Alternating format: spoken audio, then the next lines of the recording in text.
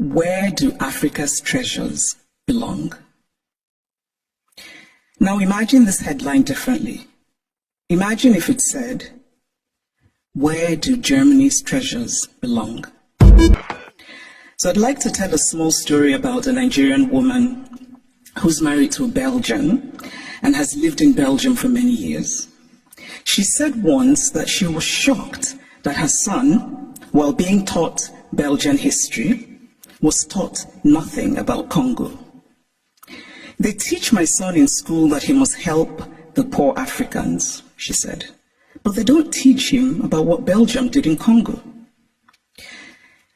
Now, if her son does not learn that the modern Congo state began 100 years ago as the personal property of a brutal Belgian king who was desperate to get wealthy from ivory and rubber, if her son does not learn that the hands of Congolese people were chopped off with rusty axes for not producing enough resources to meet a king's greed, if her son does not learn that the Belgian government later ruled Congo with a deliberate emphasis on not producing an educated class, if this young Belgian boy knows nothing of these incidents, then at some point they will perhaps no longer have happened, because the past, after all, is the past because we collectively acknowledge that it is so. It is not that Europe has denied its colonial history. That would be too crude.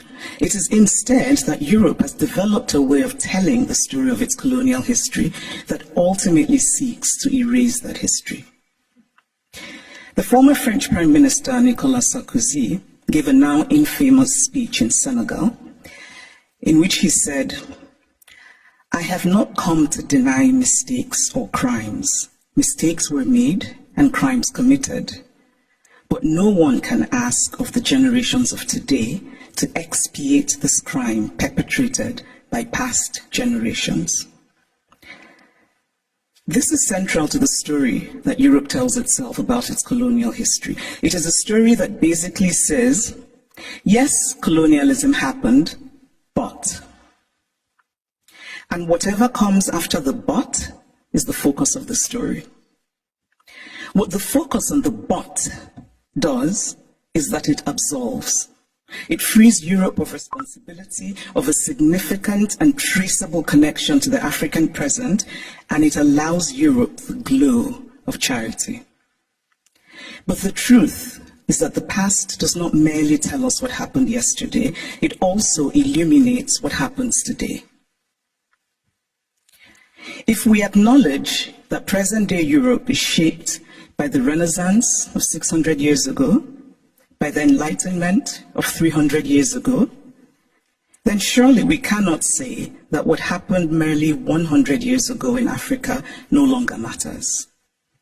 It matters. We are gathered today in this reconstructed palace, a beautiful place, but also a place that represents Germany's nostalgia for imperial times. When Kaiser William II lived here, German troops were killing children, women, and men in Southwest Africa. This building says that German history matters, even in a romanticized form. The history of Africa and Asia and Latin America must matter as well.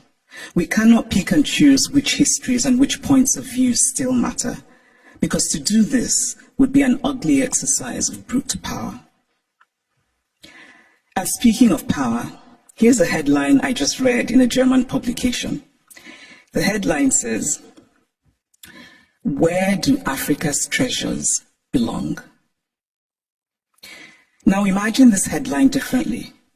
Imagine if it said, "Where do Germany's treasures belong?"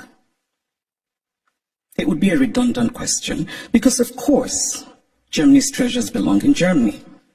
But the question would never even be asked, because there would be no circumstance in which it would be, because of power. And so it seems to me that what we are fundamentally grappling with in this space, in all of these questions about the Humboldt Forum, is power. Unequal power, how we navigate unequal power relations. And there's always been, to me, something shabby about unequal power relations. the victory feels colorless, almost unearned. So I spoke of Belgium and its colonial history, but what of Germany and its colonial history? Do school children here learn about Namibia, what was called the German Southwest Africa? Do school children know that 100,000 Herero people were murdered by the Germans? Do they know of the wells that were poisoned? Do they know of the women used as slaves and others as slaves in German camps? Do they know of the Nama people and of the Maji Maji revolt in German East Africa? And why should they know? Because to tell only one part of a story is essentially to lie. A story is true only when it is complete. Germany is Beethoven, and Germany is Bach, and Germany is also its colonial atrocities that have resulted in hundreds of African skulls being stored in the basement of museums here in Berlin, skulls of men whose spirits cannot be at rest, men who could well have been my great-grandfather had I happened to have been born in Eastern rather than Western Africa.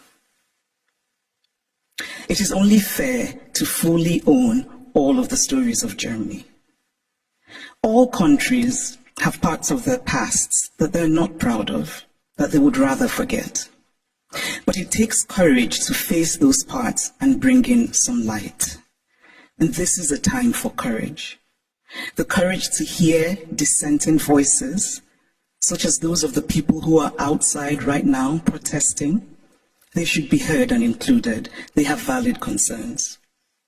The courage not merely to say, we take your criticism, but to follow it with action. The courage to say, we were wrong. The courage to say about art acquired illicitly, this is not ours. Tell us what to do with it. The courage to do provenance work and to actively use local knowledge.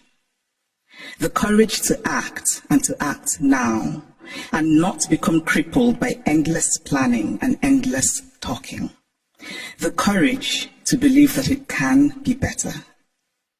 We cannot change the past, but we can change our blindness to the past. And why, by the way, is the term ethnological used for art from certain parts of the world and not art for other parts of the world? And then in discussing some of this art that we term ethnological, and I would argue that the language itself already suggests a hierarchy of value. When we talk about this art that was stolen, we're told that they cannot be returned to Africa, for example, because Africans will not take good care of them. It is not merely condescending to say, I cannot return what I stole from you because you will not take good care of it. It is also lacking in basic logic. Since when has the basis of ownership been taking good care of what is owned? This position is paternalistic arrogance of the most stunning sort.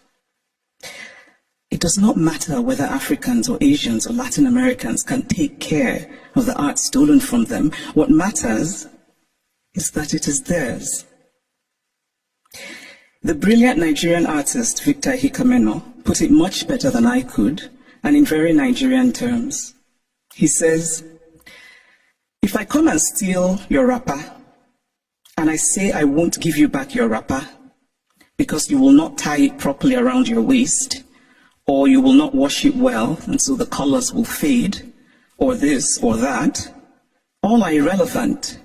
The wrapper is mine, and I can do with it what I will. Give me back my wrapper because it is mine. The metaphorical wrapper, for those of you who are befuddled by wrapper, it's a piece of cloth, should be returned for the reason that Hikameno illustrates, which is respecting the property of others, but also because Europe has defined itself as a place of certain values: progress, liberty, fraternity, tolerance, individual rights, and most of all, the rule of law. A nation that believes in the rule of law cannot possibly be debating whether to return stolen goods, It just returns them. And so if the dignity of those from whom the art was stolen does not matter, then surely this idea should matter, that Europe should be what it claims to be. Live up to the ideals with which you define yourself. I should pause here and note that sometimes these conversations run the risk of sounding like empty moralizing, or like asking for the impossible or the unrealistic, or insisting on an unattainable purity and perfection. Obviously, I don't think everything should be sent back to the countries from which they came. Not everything was stolen. But those things that are sacred, those things for whom people were killed, those things that have in them the stain of innocent blood, should be returned. Obviously, we do not have all the information. There are facts lost in unrecorded history, but we can draw reasonable conclusions based on information that we do have. We can deduce, for example, that the Ngonso, the beautiful sculpture of the founder and guiding spirit of the Nso people of Cameroon, a former German colony, could not possibly have been obtained under benign circumstances, because why would you willingly give up your guiding spirit? It is also important to remember that not all wounds are visible. Some wounds we carry in our hearts, inherited from our parents, passed on to our children. But this discourse is, of course, not just about the Humboldt Forum. It is about museums all over Europe, in France, in the Vatican, in Britain. And I must acknowledge that Germany is the first of the powerful European nations that has made a gesture towards returning the Benin bronzes. But it is also interesting that the announcement said that a substantial amount would be returned, which made me wonder how this would be determined and by whom. And it is equally interesting that it is British colonial loot rather than German colonial loot that is being returned by Germany. But still, it is progress. And Germany's action, this gesture towards righting what is wrong, must be acknowledged. My acknowledgement of it is not to say that the work is done, but that the work has started, and that perhaps a place like the British Museum, and I know that Neil is here, which owns the majority of the Benin bronzes, might perhaps be inspired by the German decision, and that hopefully the British Museum will rethink and that hopefully the British Museum will rethink its policy of retain and explain, which is unacceptable. So this is the Humboldt Forum. A forum usually implies, among other things, a space created for a free exchange of ideas. One can only hope that the Humboldt Forum will live up to its name as a space for true intercultural and transcultural exchange of ideas in mutual respect between the cultures. But this rhetoric, free exchange of ideas, must be practical. And by that, I mean such things as travel visas. It must be easy for people from Africa and Asia and Latin America who should participate in these conversations to get travel visas. Because again, we must confront the issue of power. Who tells the story? Who is the teller and who is told about? Who decided that African art should be labeled ethnological? Who has the right to exhibit the other?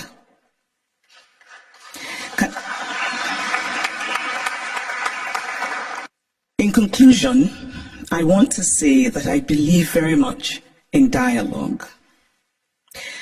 And I really believe that we can recreate the world by acting more courageously. To act with courage is to have concrete hope in a better future.